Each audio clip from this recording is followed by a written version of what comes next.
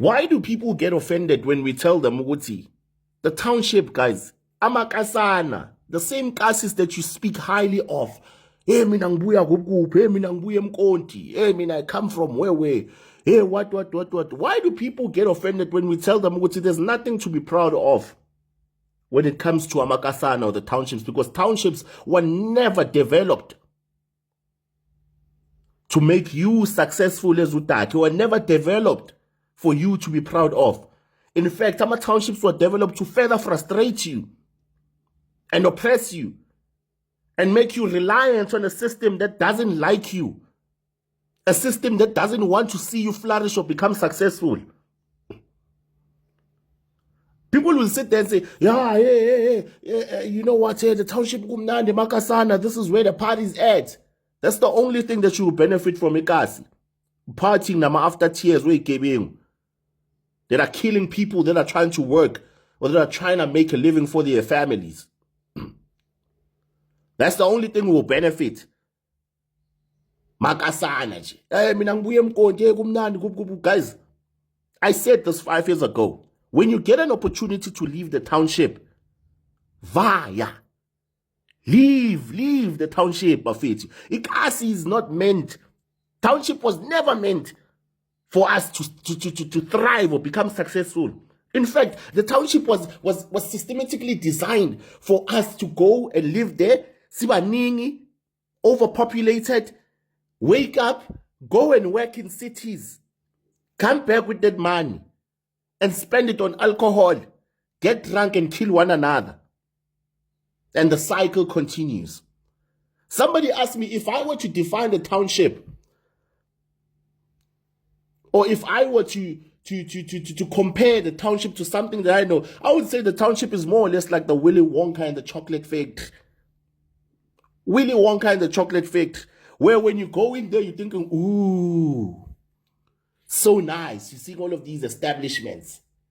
People sitting at corners holding beers, drinking, and think, oh, it's so good, it's so nice. Because obviously you're probably working the entire week and you need some time to relax. You see all of those things. You get in there, you're seeing people are eating chocolate every day. And you're thinking, this is their life. Until you realize that you're stuck in a loop. And one cannot survive solely on chocolate. And then you're kulisa because you're stuck in a loop. And now you want to get out, but you can't. And then you end up what? You end up submitting to the very same system that is oppressing you. That's how I would describe the township. Because how is it possible that, okay, Sharp, let's talk about money here. How is it possible that the township economy in South Africa generates more or less 900 billion to 1.1 trillion annually? That's how much the township economy generates annually in South Africa. Obviously, maybe 100 to 150 billion comes from spaza shops. And we all know who owns our spaza shops. 10 to 20 billion is generated by beauty salons. We know who owns our beauty salons. The other one, maybe like majority of it, 44 billion comes from our stock fails. Where's the saving money for December so that we can drink, buy groceries, and split it amongst our families or whatever. Wakibonda, wakama bedroom, whatever. But what I'm saying is that money on its own, if the township economy is able to generate 1.1 trillion, yet our townships are still one of the most underdeveloped informal sectors or informal places in South Africa, then it should tell you that there's something wrong there. There's something wrong. Something is wrong. Something is not adding up. Because why? We are able to generate that money because we go out, we work. We take that money and invest it in other things that add no value to our lives, like alcohol, partying, after tears, who got shot while they were busy surrounding. Townships were never meant, guys, in Sanchela and Amajamina, the township was never meant to uplift you. Take someone.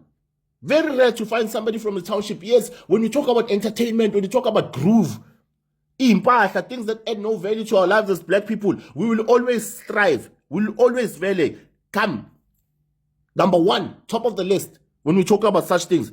But put people at the table where we want to discuss the economy. That's when you'll realize that the township was never meant to benefit us, was never meant to grow us. So when you get an opportunity to leave the township, guys, vaya, leave. Go out there, go to different places, go to Bryanston. Go have coffee somewhere there, Seattle or Motherland. Do meetings with certain people that are involved in economic decisions, business ventures. You'll realize that there's actually a whole lot out there. Then ekasi, because why? Ekasi limits you, it boxes you into the space where you're not able to think big. The only thing was is vanity. It makes you a vanity slave. It makes you a slave of partying and alcoholism, drugs, sexual misconduct. And it doesn't give you the ability, it doesn't give you the chance to go and participate in something that can not only changes your future, but the future of those that come after you. Have you ever noticed, seen somebody from the township? I know, I'm from there. And it took me a lot of years to take the township out of my head. When you go in certain spaces, hang around certain individuals that are multimillionaires, billionaires, you're unable to participate in conversations with them because the only thing at Dumekana, you have that tears or uchwala. Guys, there's nothing to be proud of with the township. And I still say this, if the current government really wanted black people or wanted to see black people be empowered, they would have changed this whole thing, because we were basically taken by force and put into townships. The moment we got back into power as black people, the first thing we should have done is take black people out of the townships and put them in farms, industrial areas. Take them out of the townships. Because the township is another system that was used by the apartheid government to oppress abantu abamnyama. Let me leave this for now. Let me leave it here for now. Think about it.